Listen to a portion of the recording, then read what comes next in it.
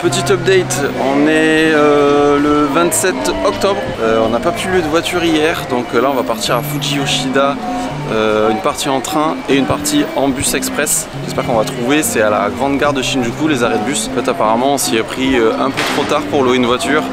C'est vrai que ça fait que 2 jours qu'on est là, on a pris une journée pour aller faire traduire le permis et on voulait louer une voiture directement pour le lendemain, mais apparemment c'est compliqué, il faut au moins 3 jours d'attente on va dire.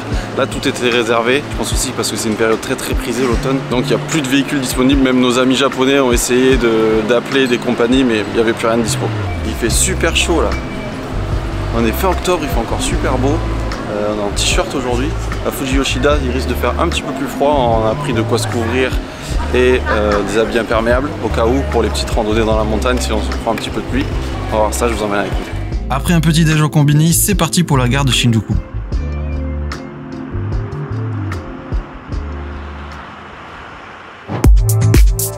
La gare de Shinjuku à Tokyo est l'une des plus fréquentées au monde.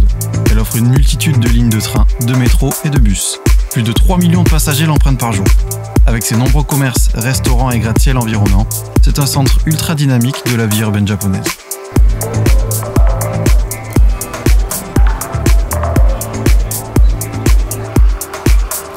Après avoir trouvé le bon étage des terminaux de bus, nous avons réussi à booker notre départ pour les débuts d'après-midi.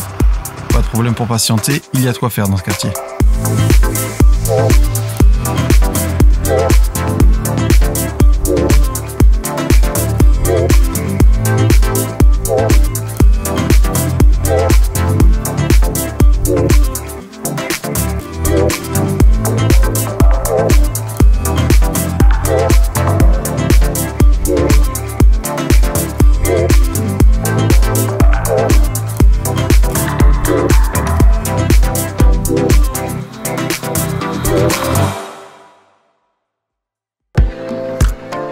Et nous voilà partis pour un trajet de 2 heures en bus express, dans un superbe bus à 2 étages, avec le wifi gratuit et prise USB. Royal.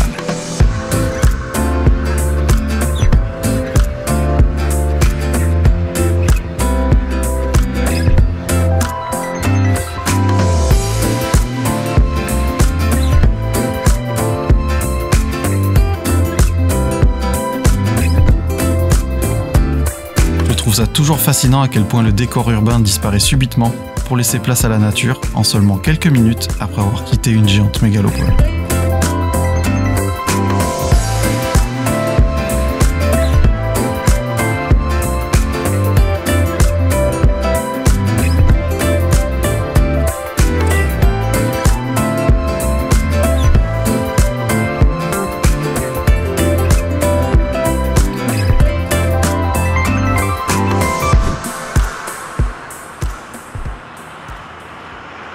Ça y est, on est bien arrivé, il n'y a plus qu'à chercher la maison qu'on a louée.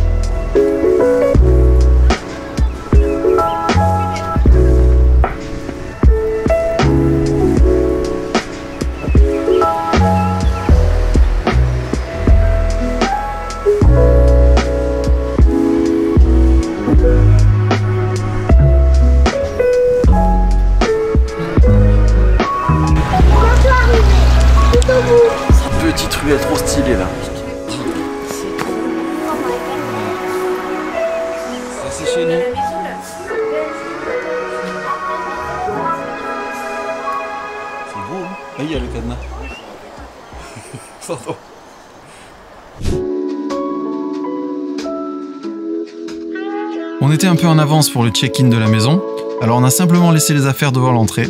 Pas de problème de vol, on est au Japon. Et on est parti faire une petite promenade.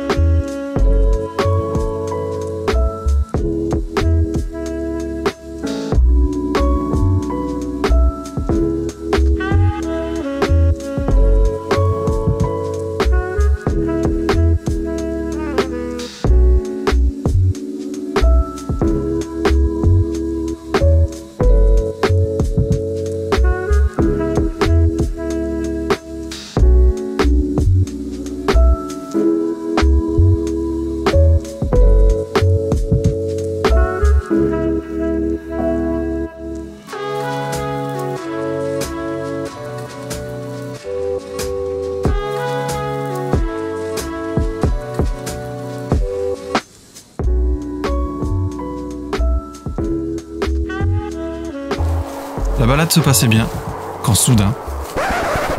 Oh!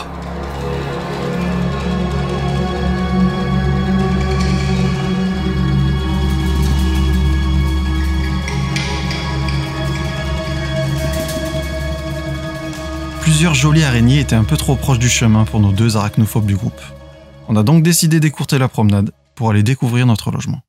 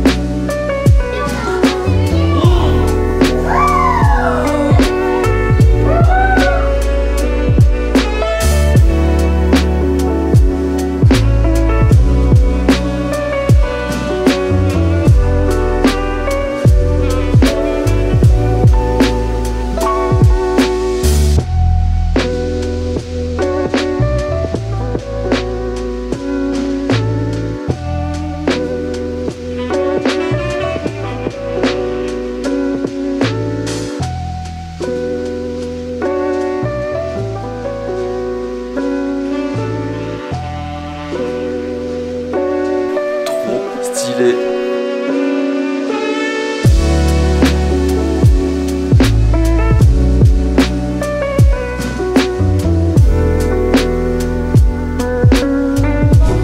On termine cette journée par un restaurant classique, pas très loin de la maison, au menu ramen et gyoza.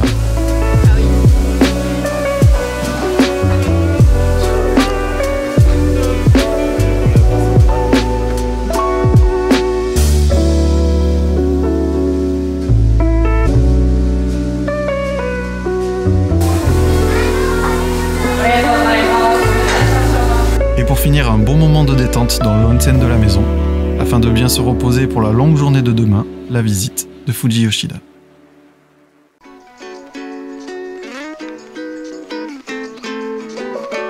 On commence la journée par un onigiri tomayo et une petite douceur d'automne à la châtaigne, comme les Japonais savent faire en cette saison. Et c'est parti, première vraie journée à Fuji Yoshida. Hier c'était l'arrivée.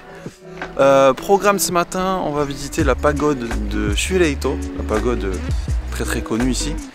Et ensuite on ira vers le centre-ville manger et visiter un petit peu les environs. Il y a de très belles vues de Mont Fuji, je vous emmène avec nous. C'est parti pour une nouvelle journée.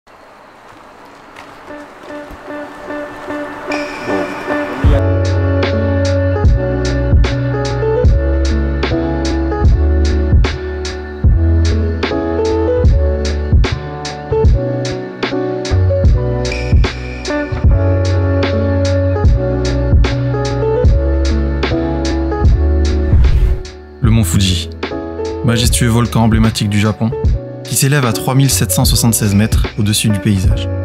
Toujours actif, la dernière éruption date de décembre 1707 et durera plus de 15 jours selon les écrits.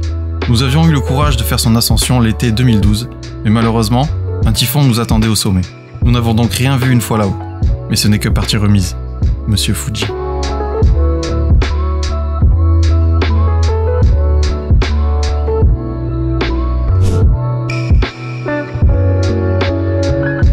Pour rejoindre la pagode, il vous faudra d'abord passer par l'entrée du sanctuaire Arakura Fuji Sengen, petit temple faisant partie des quelques 1300 sanctuaires Sengen dédiés aux esprits des volcans. Comme dans tout temple shintoïste, vous pouvez y prier et y écrire vos vœux sur des plaquettes en bois appelées emma.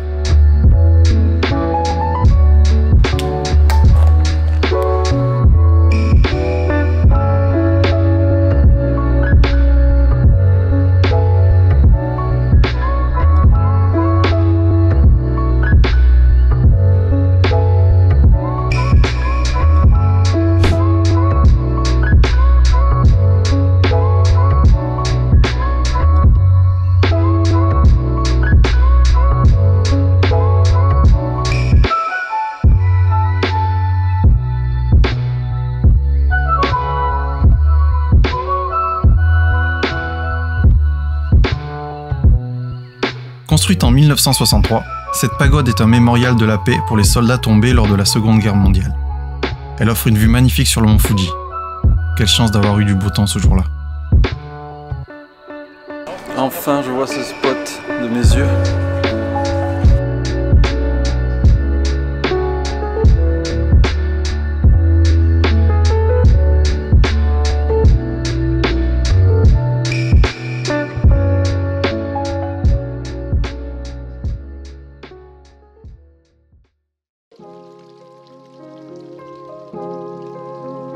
Pour ce midi, ce sera plat local, des udon, nouilles de blé très épaisses dans un bouillon de dashi et tofu frit.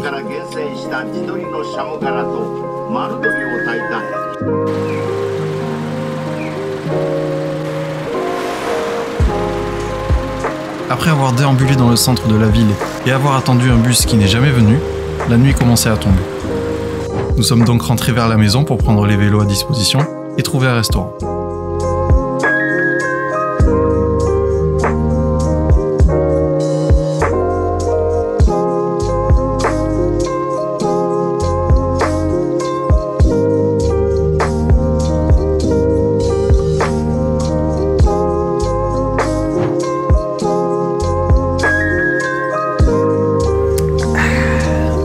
Au menu, un tonkatsu, du porc pané, accompagné de choux, salade de pommes de terre crémeuse et soupe miso.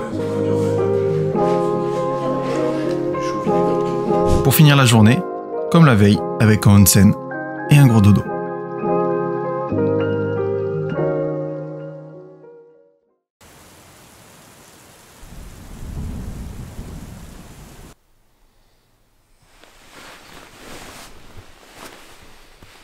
Ça y est, aujourd'hui, dimanche 29 octobre, c'est l'heure de quitter notre superbe maison.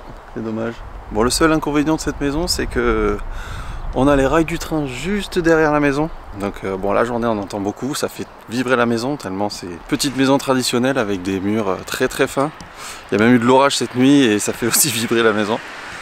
Voilà, sinon c'est super cool, c'est vraiment cool d'avoir un onsen ici. Directement dans la maison le soir, ça fait trop du bien. Donc le programme d'aujourd'hui, là on va partir à la gare parce qu'on a le check-out de la maison à 10 h, déposer nos valises.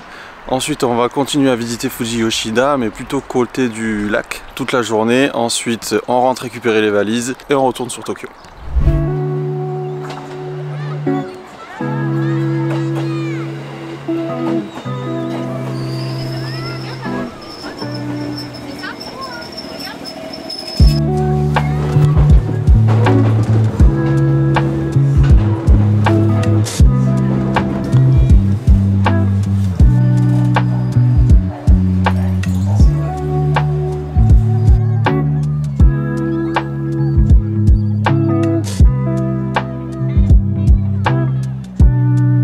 En prenant un train local, vous passerez devant le Fuji-Q Island, un célèbre parc d'attractions situé au pied du mont Fuji.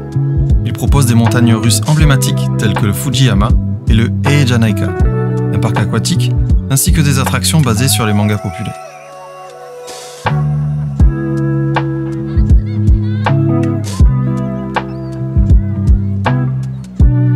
Pour être plus libre de nos mouvements et pour que la visite soit plus sympathique, on a loué des vélos pour la journée. Je vous le recommande.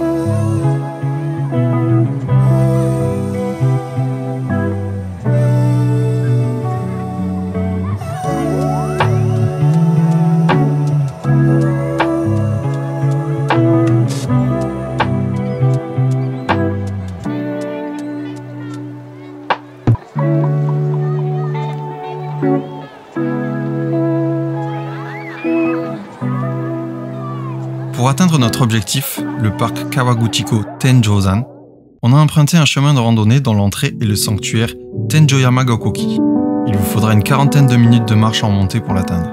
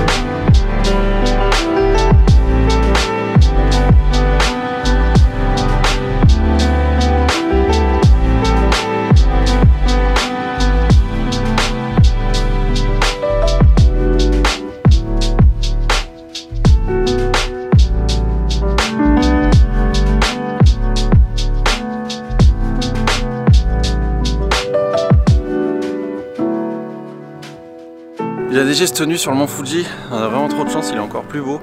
Là ça vient juste de se dégager légèrement, c'est magnifique.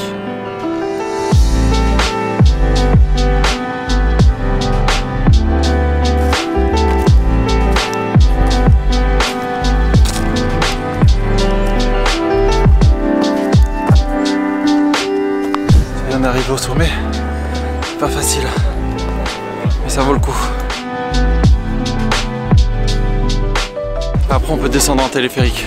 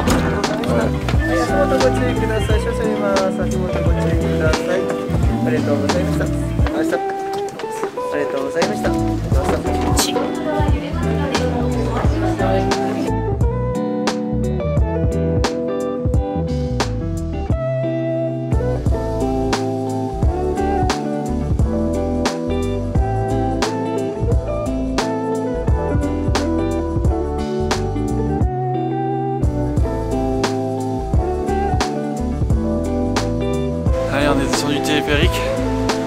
On remonte un petit peu pour récupérer les vélos et on va aller manger.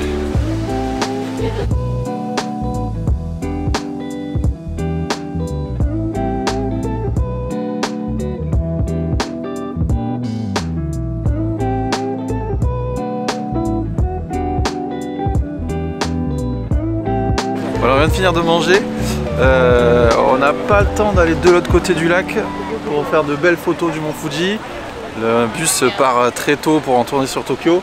On va essayer par contre de prendre un bateau pour faire le tour en fait, de la moitié du lac. On va voir ce que ça donne. Tu veux, Flo? Ok. Allez, vas-y. How many people? 3 Yes. and one children. It's okay. How old is he? 9. 9, it's okay. Okay, it's right. Yes. Ok.